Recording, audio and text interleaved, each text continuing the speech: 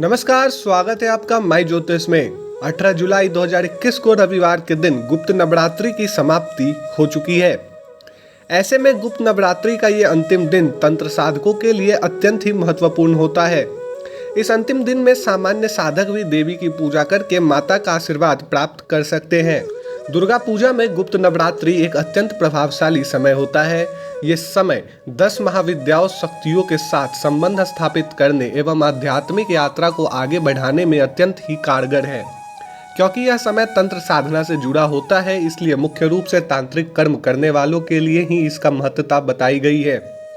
लेकिन भक्ति में कभी भी कोई अवरोध नहीं होता, इसलिए इस समय को यदि कोई सामान्य साधक इस समय का लाभ चाहता है तो उसे कुछ नियमों का पालन करते हुए इस गुप्त नवरात्रि पूजा को करनी चाहिए। गुप्त नवरात्रि पूजा विधि। गुप्त नवरात्रि पूजा के दिन व्रत करने वाले व्यक्ति को प्रातःकाल ब्रह्म मुहूर्त में उठना चाहिए। अपने सभी नित्य कर्मों से निवृत्त होकर स्नान इत्यादि के पश्चात पूजा का संकल्प धारण करना चाहिए। गुप्त नवरात्रि में शुचिता एवं शुद्धि का अत्यंत महत्व होता है।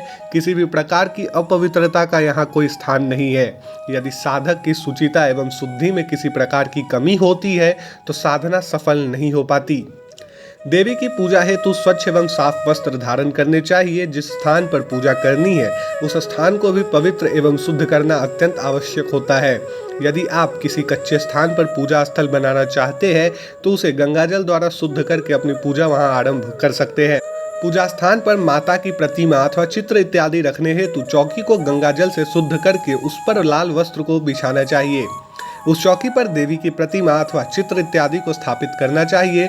जल से भरा एक कलश भी स्थान पर रखना अत्यंत आवश्यक होता है।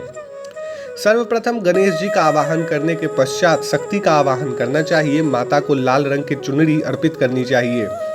लाल रंग का तिलक उनके भाल अर्थात माथे पर लगाना चाहिए। रोली, अक्षत, लौंग, लाल फूल इत्यादि के उपयोग से पूजा की जानी चाहिए। इसके बाद कलश और नारियल पर भी तिलक करके पूजन करना चाहिए। माना जाता है कि कलश में देवों का वास होता है। इस दिन 10 महाविद्या मंत्र का जाप करना चाहिए। इसके बाद अक्षत और पुष्प को माँ को अर्पित करना चाहिए। देवी माँ को फल, मेवे इत्यादि का भोग लगाना चाहिए। संपूर्ण दिवस दुर्गा मंत्र जाप करते हुए एवं 10 महाविद्याओं का ध्यान करते हुए सामान्य साधक भी इस गुप्त साधना का लाभ प्राप्त कर सकते हैं। धन्यवाद।